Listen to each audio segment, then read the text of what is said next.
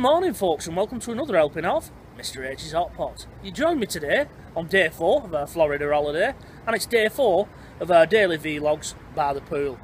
Now I've got up a little bit later this morning, Hot Potters. As you can see, it's now daylight, you know, we're not in the dark, so to speak.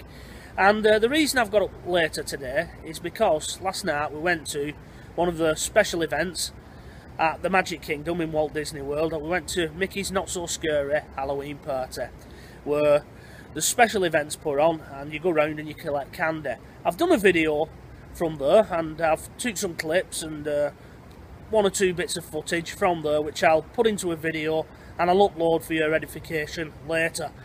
But for now, I'm just down here chilling and I'm a bit shell-shocked from last night's event. It was a fantastic night out, although it went on for a long time. We only got back to our room about 1 o'clock in the morning, and then I was up again at 7 o'clock and down here obviously for 7:30, so that's why I look a bit shell-shocked. But it was a good night. I would thoroughly recommend it. And we got lots of candy. I'll show you that in the video. We got a great big bag of it going round, so it's certainly worth doing if you've never done it before. Now, a big thank you to everybody who commented on Day 3's vlog, you know, regarding the custom of tipping here in the US. Obviously, lots of you have your own thoughts on it, and it's created quite a bit of debate. One thing you're all unanimous on, 25% is too steep to be asking people to leave as a tip. I think that's probably just the Florida tourist rate over here. Now, a funny little incident that happened that ties in nicely with that video. It's a pity it didn't happen before I made it, really, but in all the times I've been coming to Florida with Mrs H, when it was just us two, we've eaten in various places, various restaurants, up and down International Drive and 192, US 192 here in Kissimmee. And I've never once had to leave a single cent as a tip because the service has been that poor. Never had to do that. We've always left at least a couple of dollars, because when all's said and done, those guys work hard, those guys and gals, you know, your waiters, and they share the tips with the service staff in the back, the people you don't see who make the food. So you've always got to bear in mind that although your waiter's been crap or not been as efficient as you think they could have been, you know, the people in the back room have probably been doing the damnedest and been doing a good job. So it's not just a case of punishing one person. But yesterday took the biscuit, because we got this guy as our server at one of the Ponderosas here up on US 192, and he was just damn right rude. I don't know what it was, whether he took an instant dislike to us, whether he thought, you know, hey, you're British, you know, I'm not going to get a tip, so I'll preempt you and I'll be rude anyway. I don't know. But it seemed to start when little Toby, unfortunately, he had a bit of an accident. He's only a baby, he's only 9 months old, you know. He's not in control of his bowels, so to speak, so Mrs H had to quickly rush him into the restroom and change him. Without getting too graphic, he needed, you know, his clothes got soiled as well.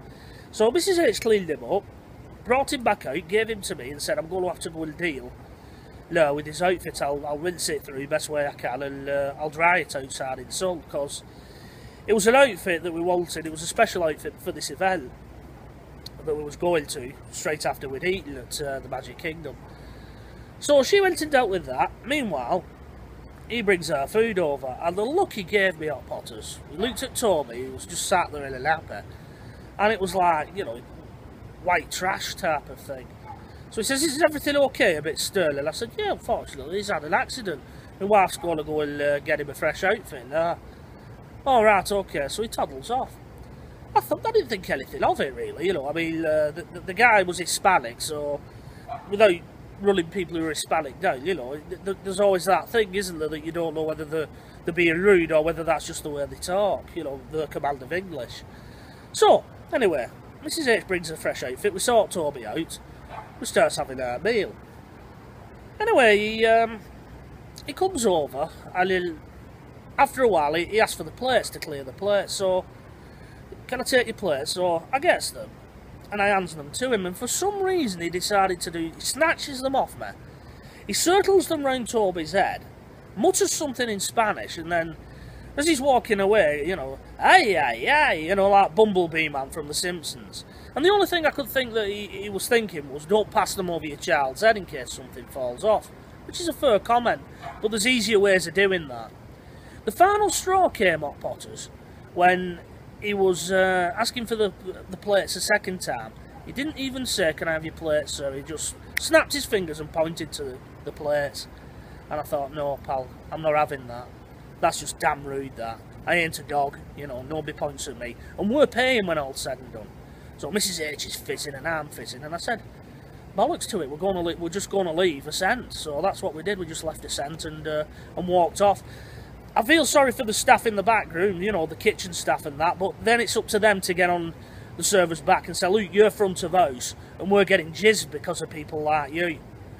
As I said, whether or not he thought, you know, we was white trash or we was British and he wasn't going to get a tip, but by leaving the cent we proved we know the score and you would have got a tip had you been a bit better.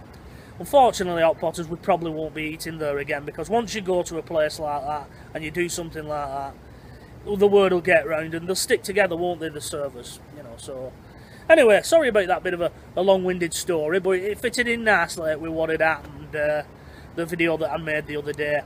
Today's little subject that I'm going to talk about is the timeshare presentation, the 90-minute timeshare presentation. When you go into little restaurants and your hotel lobby, you'll always find a little booth somewhere tucked away. And if the people who are on the booth, you know, behind the desk, they catch your eye, they'll say something to you like, "Hi guys, how you doing today?" You'll say, "Yeah, fine, thank you," you know, because you won't be rude. And then what they'll ask you is, they'll say, you know, have you got all your park tickets for Universal, you know, Walt Disney, things like that? Or they might turn around and say, "Hi guys, looking for cheap tickets to Universal, SeaWorld, etc." Do not fall for it. If you go and say, yeah, it's right guys, well I can do this, you can get a ticket free. All you need to do is go for a 90-minute presentation. They won't tell you it's a timeshare presentation. You'll be taken to a luxury hotel, you'll be given free breakfast, and you know, all you have to do is just sit through this presentation and these tickets are yours. Like I said, don't fall for it. We did once, way back when Mrs H said, "Oh, we'll do it, and 90 minutes turned into 3 hours. And they give you some of the highest pressure sales tactics. It's unbelievable to get you to sign and buy a timeshare over here. Yes, it's true that you can get free gifts, and if you've got the brass neck and you've the iron will to keep saying no, then it may be worth it, but I certainly wouldn't advise anybody doing that. You know, you pay a lot for these holidays here in Florida, so you've got to work out what your time's worth, and if somebody's just offering you $50 for the day, it's not worth it. You've paid more for that. Now, one little tip I will give people, if you do decide to do it for the cheap tickets, because you can get some good offers, really, you know, free day in Universal or whatever. Florida law states that they can only hold you for the 90 minutes that, you know, you've said you'll commit to. So tell the person before they start that the clock's ticking. You know, don't bother with the breakfast, just say, let's crack on, let's get straight into it. And as soon as 90 minutes is up, say, sorry, I'm not buying. Show me, can I have my free gift and that. But, I don't know, has anybody ever done that when they've been on holiday? Because I know they don't just do them here in Florida, they do them in Vegas, they do them in Mexico.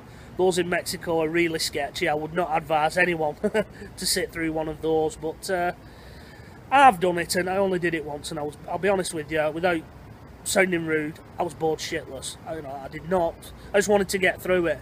And they keep trying to drag you in. What do you think about it, sir? Yeah, it's a nice place, but, you know, I like going to different places on holidays. I don't want to come to the same place for the next 20, 30 years or whatever. So, yeah, the timeshare presentation, Hot Potters. Would you do it? Would you not? It's a bit of fun if you've no idea what I'm talking about, just to look up timeshare presentation horror stories. Read through them and then you'll know what I'm talking about. Right then, folks, I'm going to head up back to the room. Mrs H and little Toby, they're still sleeping soundly. I've just nipped down. I've got a quick bite to eat. I've come down to make this video. They're slowly getting longer, these little vlogs, aren't they? I'm going to try and cut this one now because it's coming up to 10 minutes and I really don't want them to go on and on. Right, folks, that's it. I'm out of here. So until tomorrow, and day 5 of our little daily vlog, it is. Bye-bye for now.